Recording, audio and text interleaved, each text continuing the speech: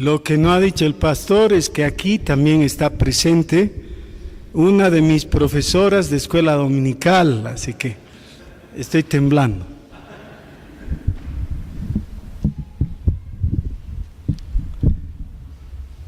Bueno, es muy difícil hablar de un tema sabiendo que ya han tenido 4 o 3 sesiones anteriores, ¿no? Con expositores acerca de los otros puntos de la reforma. Y como soy olvidadizo, ustedes me van a ayudar. Estamos hablando de las 5 solas que son solo la Escritura, muy bien, y solo la fe, exacto, solo Cristo, solo a Dios la gloria, y la 5ª, que nos toca ahora, y está en sus boletines también, ¿no? Solo la gracia, solo la gracia.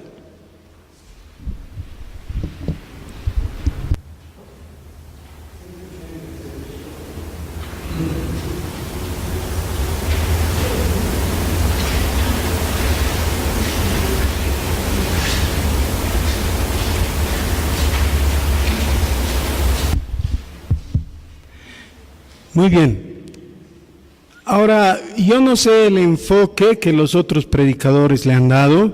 Supongo que han hecho una explicación teológica del significado de los otros solas. Y yo no quiero hacer eso. Quiero invertir un poquito de tiempo en la parte teológica, pero me gustaría más hacer un enfoque inductivo, es decir, ir a una porción de la Escritura y a partir de ahí hacer nuestra construcción. Así que les ruego por favor que abran sus Biblias en el Evangelio según San Lucas, el capítulo 13. Lucas capítulo 13.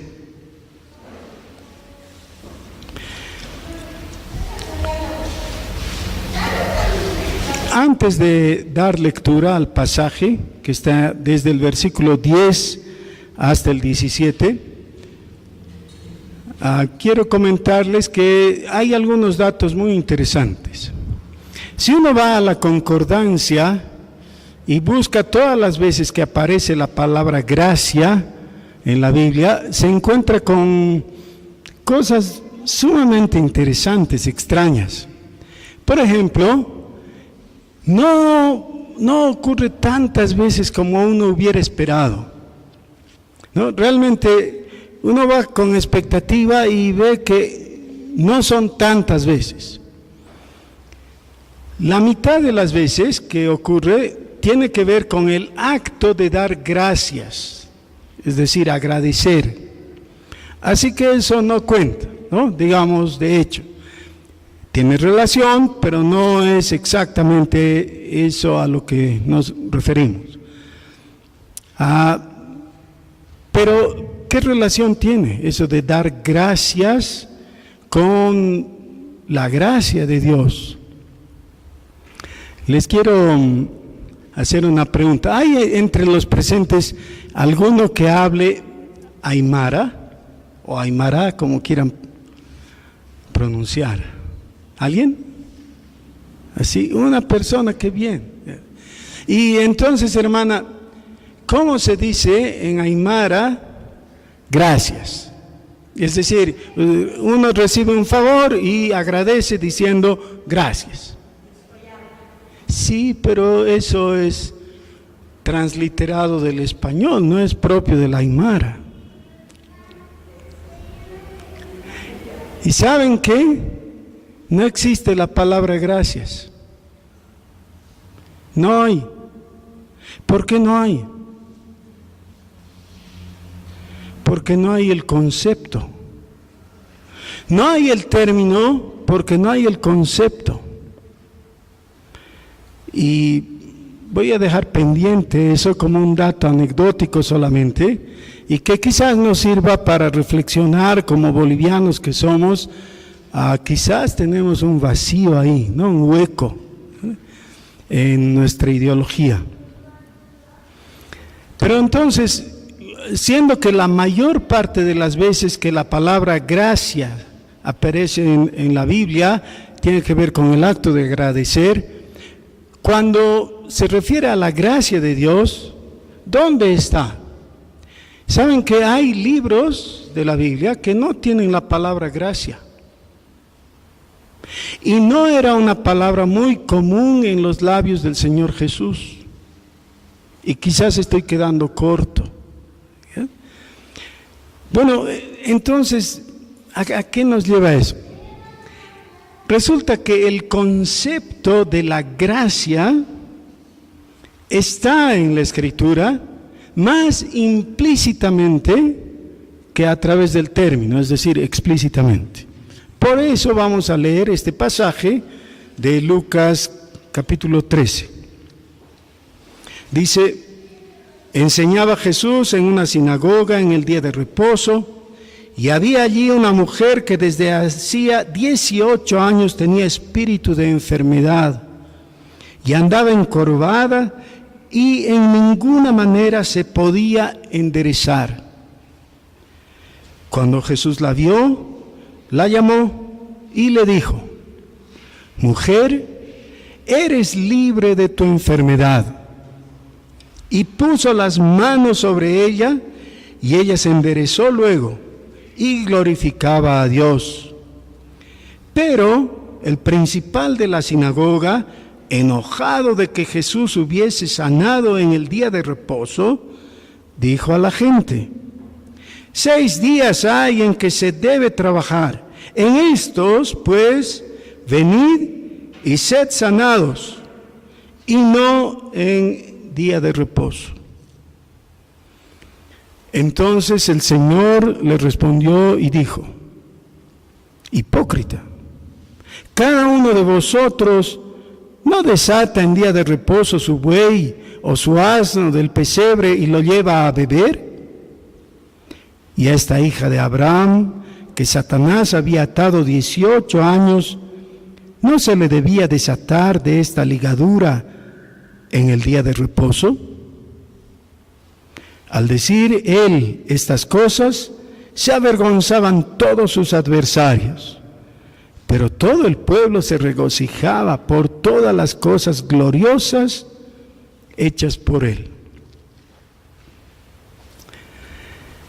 No es extraño que el Evangelio nos cuente que Jesús fue a la sinagoga. Más bien en Marcos se nos dice que iba a la sinagoga como era su costumbre, es decir, él se congregaba. ¿Ya? Sinagoga quiere decir eso, congregación, simplemente. Solo que se ha mantenido para referirse al lugar donde se reunían los judíos. Pero ahora podríamos decir de nuestras congregaciones, nuestras sinagogas también. La palabra lo permite, ¿no? Es exacto, a eso se refiere. Jesús iba a la sinagoga o congregación, entonces no está hablando del templo, está hablando de eso que tenían en los pueblos. Posiblemente, aunque no es seguro, pero posiblemente esto se refiere a la sinagoga de Capernaum. ¿Ya? Recuerden que él, después de haber vivido gran parte de su vida en Nazaret, se trasladó a Capernaum y ahí estaba viviendo. ¿Cuántas sinagogas habrían en Capernaum? No tenemos certeza de eso, pero tal vez esta es la misma sinagoga donde ya ocurrió algo antes. ¿Ya? En la sinagoga ocurrió varios hechos de Jesús. Uno de ellos fue la sanidad de esta mujer, ¿no? Pero también un hombre con la mano seca fue sanado ahí. En el capítulo 8 de Lucas, es decir, varios capítulos antes, se nos cuenta que un día Jesús estaba volviendo de sus caminatas, enseñanzas que hacía por el campo a Capernaum. Y cuando estaba llegando a la ciudad, salió el principal de la sinagoga. Y en ese caso, es decir, en el capítulo 8, se nos dice el nombre de esta persona. era Jairo. Jairo abordó a Jesús y le dijo: mi hija está muriendo, ven conmigo a mi casa para sanarla. Y entonces Jesús estaba yendo con él, pero en el camino los interrumpió, los abordó una mujer que por 12 años había estado con flujo de sangre, por tanto era impura. Dice que era una mujer rica, perdió toda su riqueza tratando de obtener sanidad con los médicos y no había logrado nada. Así que cuando oyó de Jesús, fue corriendo a él, pensando: si solamente pudiera tocar el borde de su manto, seré sana. E hizo eso, lo tocó y fue sana. Pero el Señor supo que poder había salido de él, así que preguntó: ¿quién me ha tocado? Los discípulos creyeron: qué locura, ahí toda la gente te está tocando y rozándose, te viene encima y preguntas por una persona. Pero era un toque especial. Podríamos decir que era un toque de fe. Podríamos decir que era un toque de fe.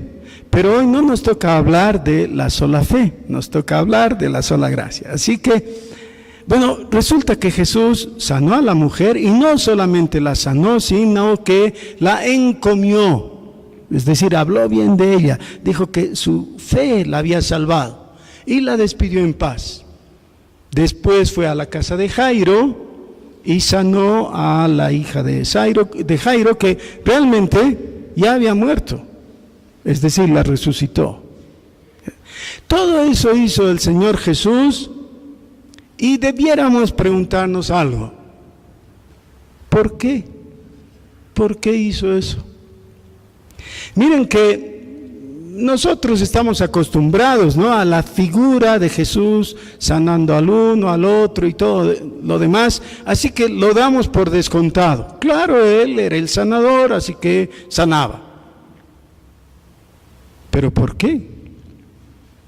¿Por qué en ese caso no rechazó a la mujer que había ido y osadamente le había tocado? Y miren que ahí había un problema, porque tocar de parte de una persona impura a otra hacía que la otra quedara impura también. Así que bien podía haber dicho Jesús: me has convertido en impuro, por lo menos ritualmente. Una mujer con flujo de sangre no debía tocar a los otros. Entre los judíos tradicionalmente no se tocaba a los enfermos.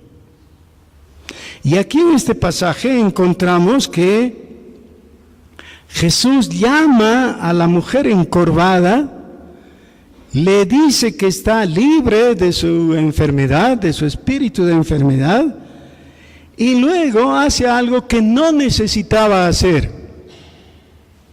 Con decir la palabra, eso era suficiente. La mujer habría sido sanada, de hecho. Pero Él escoge poner las manos sobre ella, imponerle manos y sanarla. ¿Por qué? Miren, especialmente con las enfermedades contagiosas se produce un fenómeno que es que el enfermo empieza a sentir distancia de los demás. Por supuesto, hay enfermedades con las que vale la pena tener cuidado, ¿no? Todos tenemos algún amigo que está resfriado y con catarro, estornudando, y le decimos: ya está bien, de lejitos, ¿no? Me alegro de verte, pero no quiero donación de gérmenes. Sí, por supuesto, no les estoy diciendo que no se tenga cuidado con eso.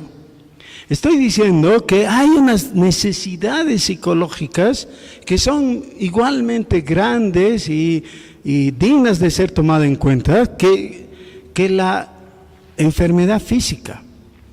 ¿Cómo era esta enfermedad? Dice que esta mujer no estaba solamente enferma, dice que tenía un espíritu de enfermedad. Esto podría significar que tenía un demonio, pero también podría significar que estaba en esa condición de esas personas que cuando ven a alguien que está enfermo, enseguida empiezan a sentir los mismos síntomas, ¿no? ¿Qué se llama? Hipocondriacos, muy bien.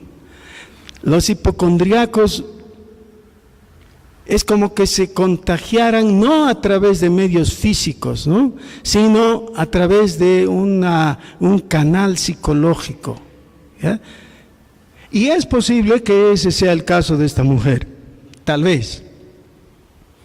El hecho es que no se podía enderezar.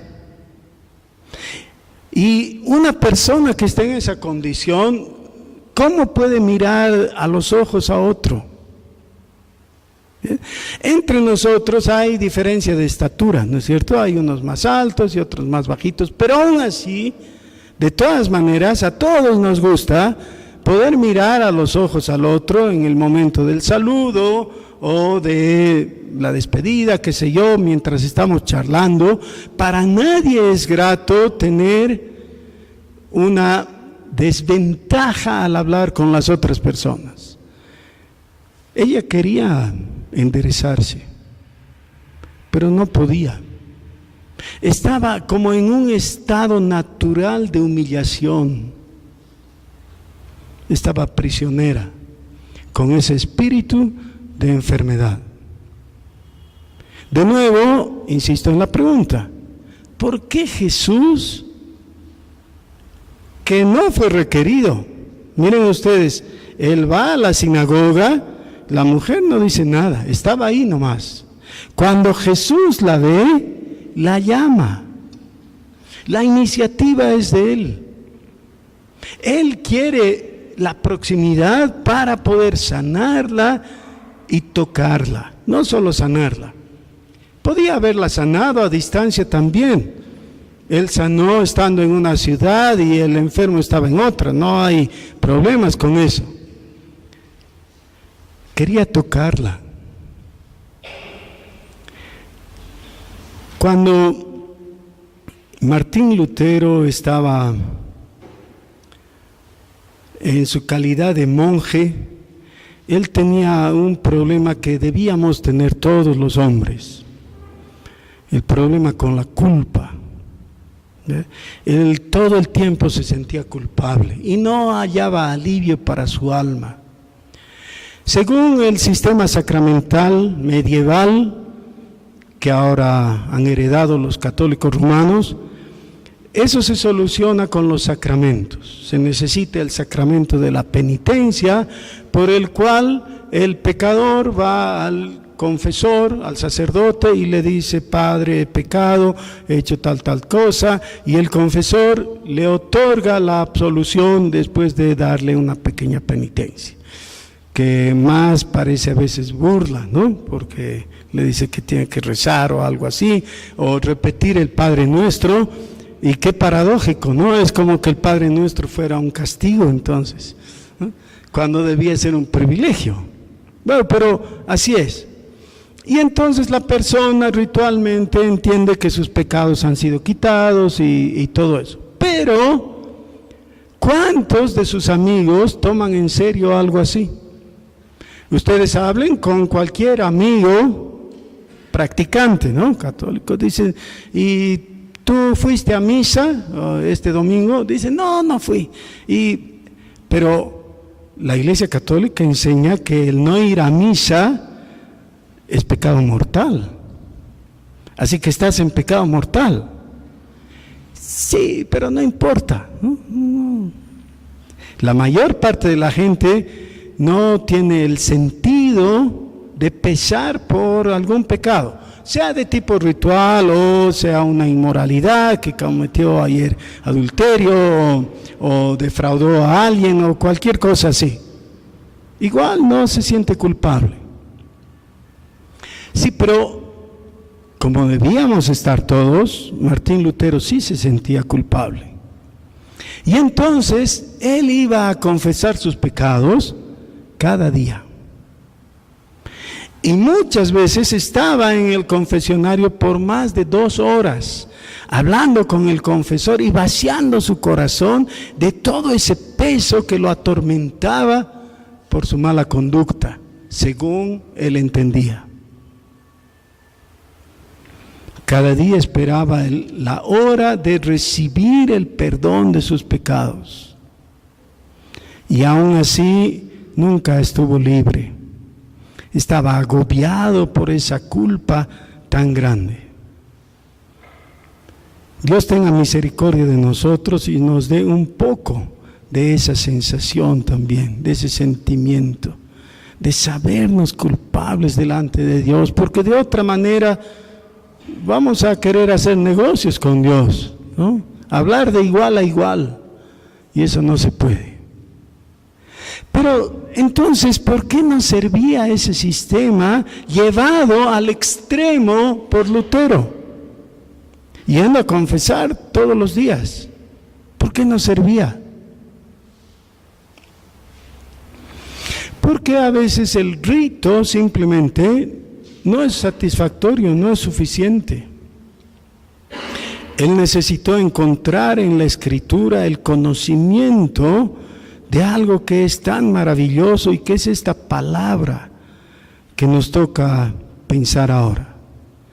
La gracia de Dios. ¿Por qué Dios perdona? ¿Y por qué Dios perdona? ¿Por qué Dios sana? ¿Por qué Dios nos llama? ¿Por qué nos adopta? ¿Por qué nos cubre, nos protege, nos asegura un lugar con Él en los cielos? ¿Por qué? Y entonces tendríamos que responder, no lo sé. Porque aunque tengamos la respuesta teológicamente correcta, que es la gracia de Dios, es algo tan desconocido para nosotros.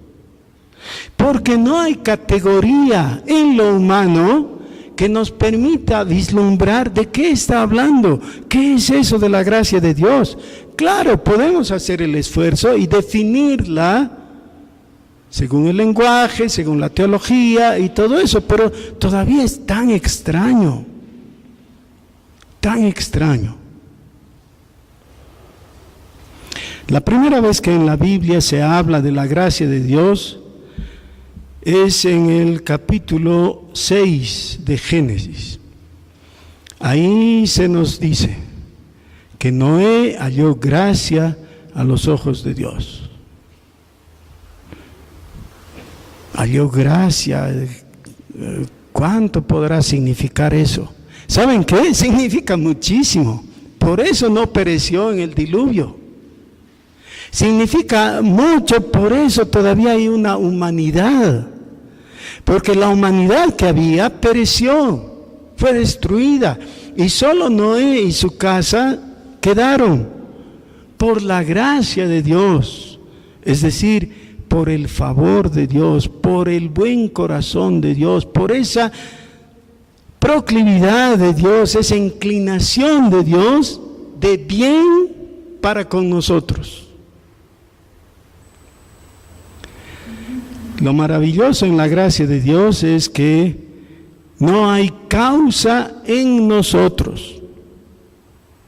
Algunas personas piensan, bueno, como yo soy tan guapo, entonces es natural que Dios tenga gracia conmigo. O ya que soy tan inteligente, o tan rico, o lo que fuera. Cualquier característica que creemos que es sobresaliente en nosotros y pensamos que eso debía asegurar que Dios nos mire con gracia. Claro que no. Nada hay que pueda mover 1 milímetro el corazón de Dios en nuestro favor, que nosotros pudiéramos causar. La gracia de Dios es inexplicable. La gracia de Dios se encuentra en el corazón mismo de Dios. Es por su naturaleza. por su carácter. Se expresa en su misericordia con nosotros. ¿Cuándo? Cuando estamos en miseria.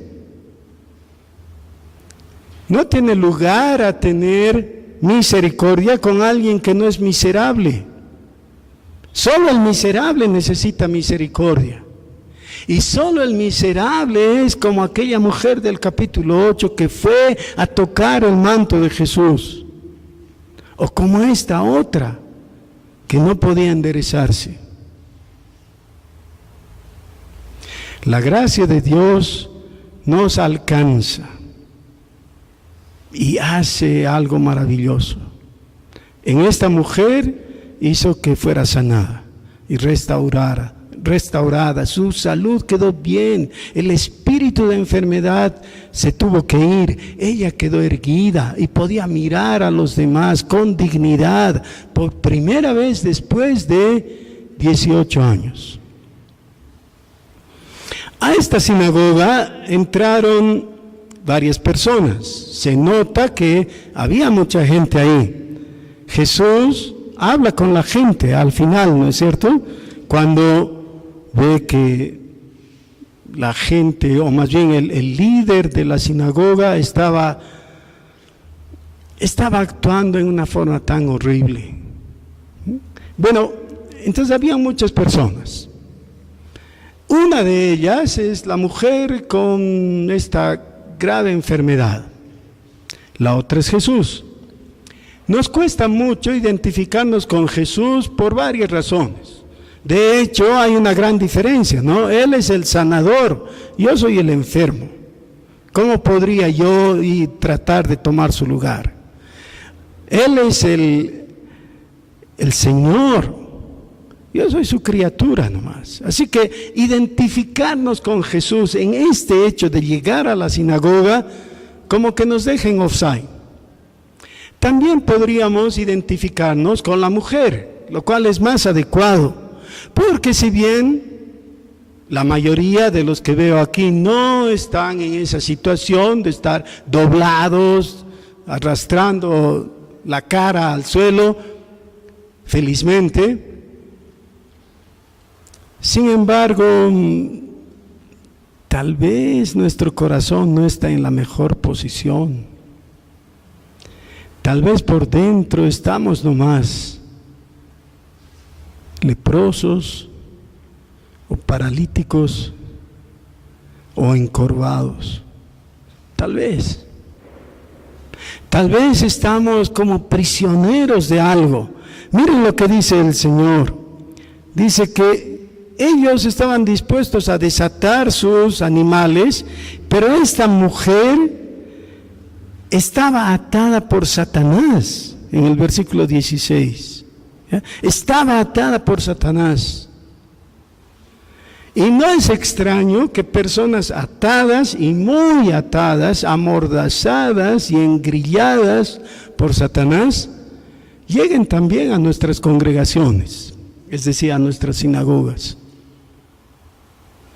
Y sería muy triste que lleguen todas encorvadas y atadas y se vayan igual como llegaron, lo mismo. Y posiblemente peor, si esta mujer hubiera salido tal como llegó, es decir, sin la intervención de Jesús, hubiera salido peor, porque además de todo, desesperanzada. Estuvo en el lugar, pero nada pasó. Entró enferma y salió enferma todavía. La otra posibilidad es que nos identifiquemos con el principal de la sinagoga. Y claro, a nosotros, a los pastores, nos deja eso en mal pie, porque corremos el riesgo de ser justo la persona, ¿no?, que actúa así. ¿Qué tenía este hombre?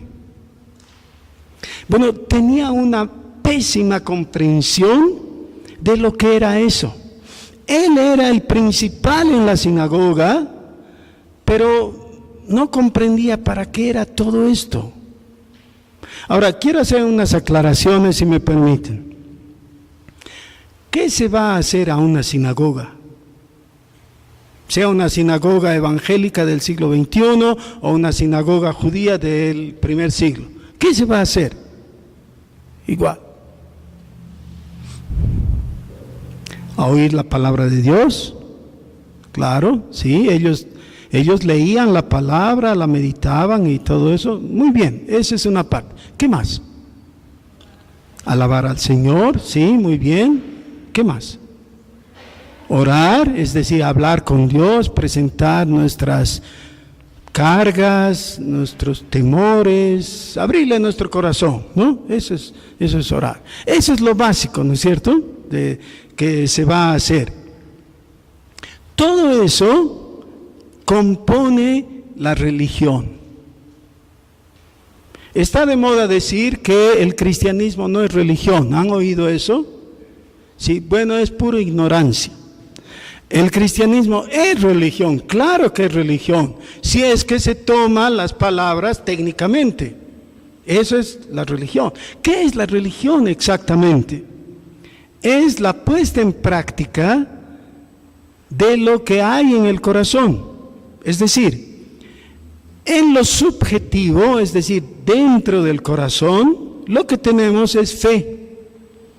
Esa fe necesita expresarse de alguna manera. La primera manera es por lo que hablamos. Esa es la confesión. Y recuerdan, Romanos capítulo 10 dice que con el corazón creemos para justicia, pero con la boca confesamos para salvación. Así que el primer acto objetivo, es decir, externo, de nuestra fe, que es subjetiva o interna, es el confesar. Pero no es solo confesar, hay varias otras cosas que hacemos que son actos religiosos. En tanto y en cuanto la religión corresponde a la fe, entonces tenemos una religión sincera, honesta, correcta. ¿Ya? Es la religión que Dios quiere, según Santiago. ¿Recuerdan las palabras de Santiago? Dicen, esta es la verdadera religión, la que agrada a Dios. ¿Cuál? Guardarse sin mancha y visitar a la viuda y al huérfano. ¿Ya? Entonces Santiago no dice, no, es que el cristianismo no es religión. No, hay una religión que es verdadera. Cuando la religión es verdadera, se usa como un sinónimo de la otra palabra que es piedad. Piedad. La palabra piedad es la traducción al español del término griego eusebeia. Eusebeia aparece en nuestras Biblias, ¿no? Es la palabra clave de las epístolas pastorales. Ahí cuando Pablo le escribe a Timoteo, le dice, este es el misterio de la eusebeia, es decir, de la piedad. ¿Ya? Entonces, cuando la religión es genuina, es auténtica, es la que corresponde al corazón. Cuando el corazón está lleno de fe. La fe se expresa en religión o en formas religiosas. Ok, muy bien. Ahora, ¿qué pasaba con este hombre? Miren lo que dice él. 6 días hay en los que se debe trabajar. En esos días vengan a recibir sanidad. Bueno, ¿cuándo fue Jesús a esa sinagoga? No sabemos de otras veces. Pudo haber estado en otra ocasión, pero por lo menos en esa ocasión Jesús estaba presente. ¿Ya? Ese día de reposo Jesús estaba ahí. Cualquier otro día, si la mujer hubiera ido, ¿qué hubiera hallado en la sinagoga? Primero, no era día de reposo, no había gente, pero el edificio estaba ahí, pudo haber entrado. ¿Podría haber ella recibido sanidad? No, porque la sanidad no venía de la sinagoga, es decir, de la congregación, ni de la gente, ni del principal de la sinagoga. Jamás iba a recibir sanidad, porque no estaba el sanador. La sanidad viene del sanador, viene de Jesús. Lo que hacía que ese día fuera especial es que Jesús estaba ahí. Así que lo que vemos es que todo este reclamo de este hombre en realidad es buscarle 3 pies al gato. Está buscando una forma de desfogarse, de desfogar esa su frustración de ver que ha venido el maestro y ha hecho lo que él no puede hacer y nunca hubiera podido hacer. Es decir, hacer que su religión sea auténtica, que tenga un sentido, ya que repercute en algo, que se plasme en una realidad. No podía. Entonces podríamos identificarnos con la mujer encorvada, necesitada de salvación, de sanidad, y también podríamos identificarnos con el principal de la sinagoga. ¿No? Siempre es posible dar lugar a una posición, a una actitud así. ¿Qué es lo que le dice Jesús a este principal? Le dice, hipócrita. ¿Qué es la hipocresía? No necesitamos adivinar. Si es que pasamos un par de páginas en nuestras Biblias, llegamos al capítulo 11 y ahí encontramos los ayes que Jesús emite contra los maestros de ese tiempo, que eran los fariseos. Les dice, ay de vosotros, fariseos, que diezmáis la menta y la ruda y toda hortaliza, y pasáis por alto la justicia y el amor de Dios. ¿Qué le faltaba a este hombre? El amor de Dios. ¿Saben qué? No se necesita más de 2 dedos de frente. Yo tengo 22, no se necesita más de 2 dedos de frente para darse cuenta que lo que no hubo en el corazón del principal de la sinagoga fue esa mínima capacidad de alegrarse con esta desgraciada que por 18 años ha estado encorvada y sufriendo, víctima de ese espíritu de enfermedad. Ve el problema religioso, ritual. Está aferrado a sus cosas. No puede alegrarse con el bien del otro. La gracia de Dios se expresa justamente en eso, en que el bien del otro es motivo de alegría para mí. No puedo hablar de la gracia de Dios si cuando Dios bendice al otro yo no me alegro. Un poco más tarde, es decir, algún tiempo después que el Señor Jesús subió a los cielos, el apóstol Pedro y Juan fueron al templo y en el templo encontraron un hombre. Era cojo de nacimiento. El cojo no podía entrar al templo porque había una prohibición. Ahora imagínense un típico judío creyente, pero que no puede adorar. No le es permitido. Los cojos no entran, ni los ciegos, al templo de Dios. Puede ir al templo, sí, pero se tiene que quedar en la puerta. Y tiene que mantenerse en una posición indigna. Tiene que extender la mano y recibir lo que le quieran dar. Tiene que recibir la limosna de los otros. Así que cuando ve a Pedro y a Juan, extiende su mano esperando recibir algo de dinero. Y Pedro entonces le hace una confesión de pecados. ¿Se acuerdan el pecado que confiesa Pedro? ¿No? Hermanos, me extraña. Pedro confiesa que él nunca oraba. A ver, vean, es Hechos capítulo 3. Pedro le dice, no tengo plata ni oro. No, es una broma, por favor, ríanse por apoyar. Claro que oraba. Él no está confesando, está diciendo, no tengo algo físico que darte, no tengo una moneda, no tengo nada, así, pero tengo algo, en el nombre de Jesucristo. Y toma su mano. Y el cojo no está más cojo.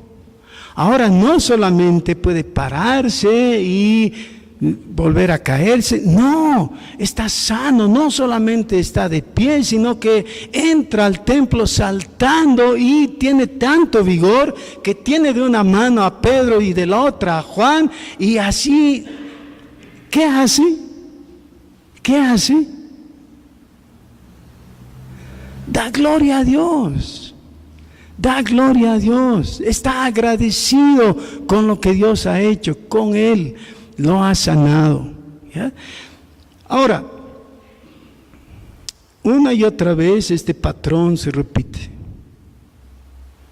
Jesús expresando la gracia de Dios para con los pecadores, los enfermos, los pobres, los solitarios, los despreciados. Dios con gracia. El corazón lleno de gracia de Dios se expresa en Jesucristo. Cada vez que nosotros olvidamos eso, empezamos a pensar, yo merezco.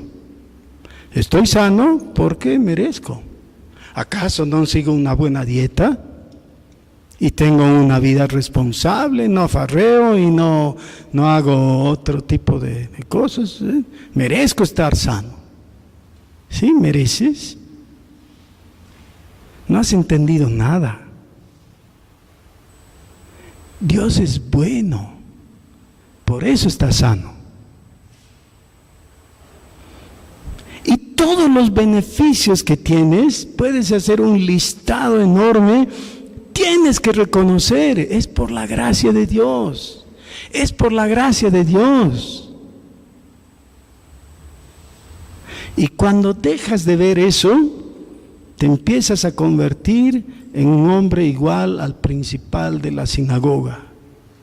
Y empiezas a ver en la ley de Dios restricción, prohibición, atadura. En vez de ver que aún la ley de Dios fue dada como parte de su gracia, para nuestro bien, para ayudarnos. Pero que la gracia de Dios no está circunscrita a la ley, va mucho más allá. Es poder de Dios para sanarte y salvarte, para liberarte. Pero tengo una buena noticia. ¿Saben qué? Jesús todavía está aquí y ha venido a nuestra sinagoga. Él está presente por el Espíritu Santo. Su poder no ha disminuido. Su gracia se renueva cada día. Él todavía ve tus vicios y tus ataduras. Él todavía no tiene ningún problema de ver lo profundo de tu corazón y saber de tus angustias, tus temores. Todavía Él está en la misma actitud, todavía está haciendo lo que hizo con la mujer. Ven, acércate, quiero tocarte. ¿Qué vas a hacer? siempre podemos mirar a otro lado, disimular, insinuar que la mirada y el llamamiento era para el otro y no para mí, y dejar pasar el asunto. Pero ahora Jesús está aquí, ahora te está llamando, y ahora necesitas dar una respuesta a su palabra de gracia. Y la respuesta es una palabra de fe. Por eso, en Cristo, solo en Cristo, hay salvación, por su sola gracia. Pero tienes que ejercer la fe. Que el Señor les bendiga.